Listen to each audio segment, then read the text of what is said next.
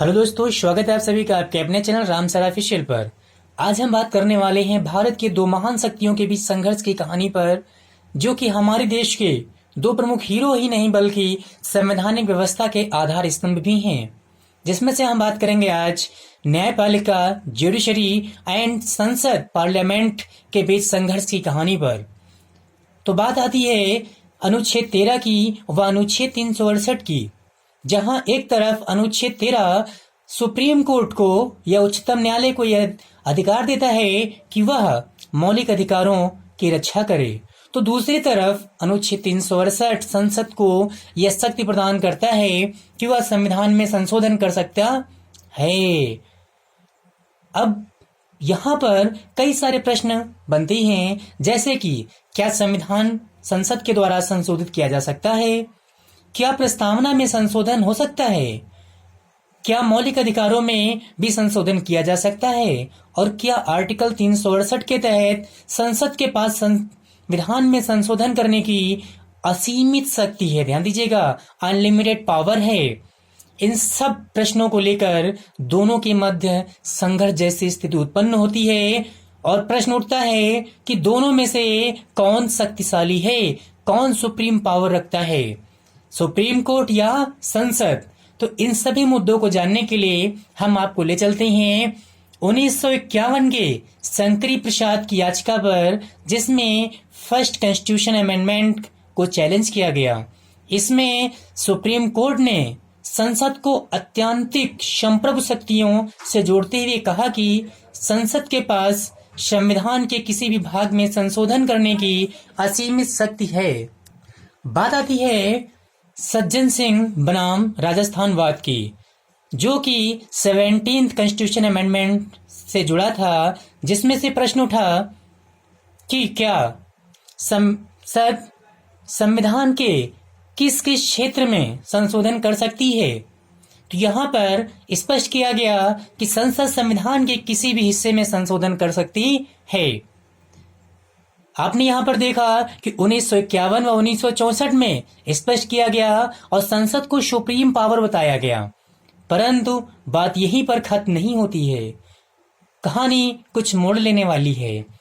समय है, नेहरू काल बीत चुका है और सत्ता के राजनीतिक मूल्यों में गिरावट होने लगी है। सत्ता की वजह से क्या हुआ, जो राजनीतिक मूल्य है में गिरावट होने लगी। और उसी समय आता है एक महत्वपूर्ण केस, जिसमें पहली बार 11 जजों की बेंच ने अपना फैसला सुनाया। वह कौन सा केस था? तो गोलकनाथ बनाम पंजाब राज्यवाद। इसमें सुप्रीम कोर्ट ने अपने पूर्व के निर्णयों को उलट कर रख दिया और निर्णय दिया कि संसद के पास संशोधन की असीमित शक्ति नहीं है। ध्यान दीजिएगा, संसद के पास संशोधन की असीमित शक्ति नहीं है और वह न ही मूल अधिकारों में कोई नकारात्मक संशोधन कर सकती है। मुद्दा यहां से और गंभीर हो गया। ये मुद्दा जो है यहां से और गंभीर हो गया, क्योंकि संसद इस निर्णय को पचा नहीं पाई। क्यों नहीं पचा पाई? तो आखिर पचाती भी क्यों? क्योंकि उस समय केंद्र में इंदिरा गांधी जी की सरकार थी, जो सत्ता को अपने हाथों में रखना चाहती थी। इसीलिए वे पार्लियामेंट के द्वारा लेकर आए 24th कॉन्स्टिट्यूशन अमेंडमेंट 1971, 24वां संवैधानिक संशोधन 1971 लेके आए, जिसमें आर्टिकल 13 में क्लास 4 और आर्टिकल 368 में क्लास 3 जोड़ दिया गया और कहा गया कि संसद संविधान के किसी भी हिस्से में संशोधन कर सकती है, चाहे वह मौलिक अधिकार ही क्यों ना हो। आप देख रहे हैं यहाँ पे सत्ता को लेकर कैसे कार्य किया जा रहा है, चाहे वह मौलिक अधिकार ही क्यों ना हो। बात आती है केशवानंद भारती बनाम केरल राज्यवाद की। आप देख सकते हैं केशवानंद भारती बनाम केरल राज्यवाद की, जो कि 1973 में आया। इसमें पुनः 24वें संवैधानिक संशोधन को चैलेंज किया गया और सुप्रीम कोर्ट का जजमेंट आया कि बेसिक स्ट्रक्चर या आधारभूत ढांचे को छोड़कर संसद संविधान में संशोधन कर सकती है। तो बेसिक स्ट्रक्चर या आधारभूत ढांचा को छोड़कर संविधान में संशोधन संसद कर सकती है, ऐसा जजमेंट सुप्रीम कोर्ट ने दिया। परंतु यहां पर याद रखने योग्य बात आपके लिए है कि संविधान में बेसिक स्ट्रक्चर या आधारभूत ढांचा के विषय में अलग से कोई अध्याय नहीं है। यदि एग्जाम में आपके प्रश्न बनता है कि संविधान में आधारभूत ढांचे का सृजन कहां से हुआ, तो आप बताएंगे कि इसका औपचारिक रूप से सृजन केशवानंद भारती केस से हुआ। किससे हुआ? केशवानंद भारती केस से हुआ। याद रखिएगा, कई बार प्रश्न आपके एग्जाम में पूछा गया है।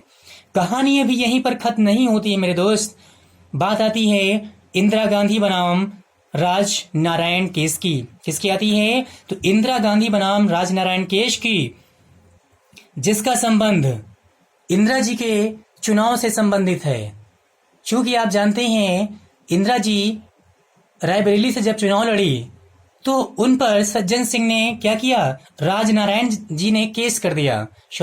राज नारायण जी ने केस किया क्योंकि इसमें ऐसी संभावना जताई गई कि इन्होंने क्या किया है, चुनाव में कुछ गड़बड़ी की है, जिसकी वजह से इलाहाबाद हाई कोर्ट ने इनको 6 साल के लिए चुनाव लड़ने के लिए बैन कर दिया।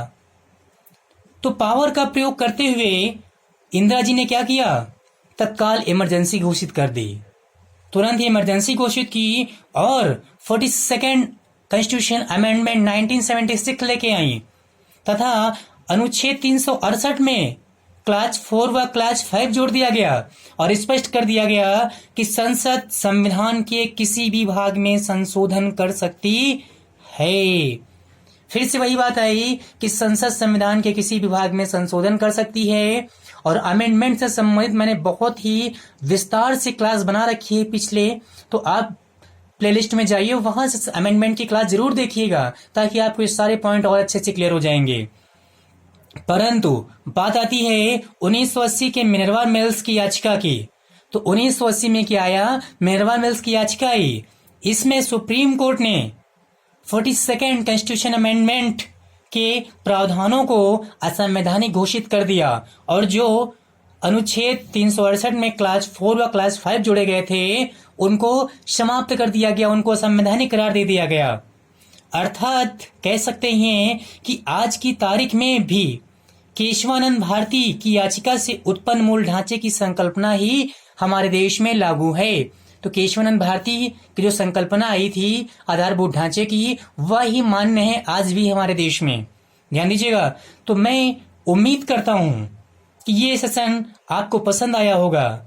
फिर मिलेंगे अगले सेशन में, तब तक के लिए बाय बाय। यदि वीडियो पसंद आए तो इसे लाइक करें, शेयर करें व कमेंट करके अपनी प्रतिक्रिया जरूर दें।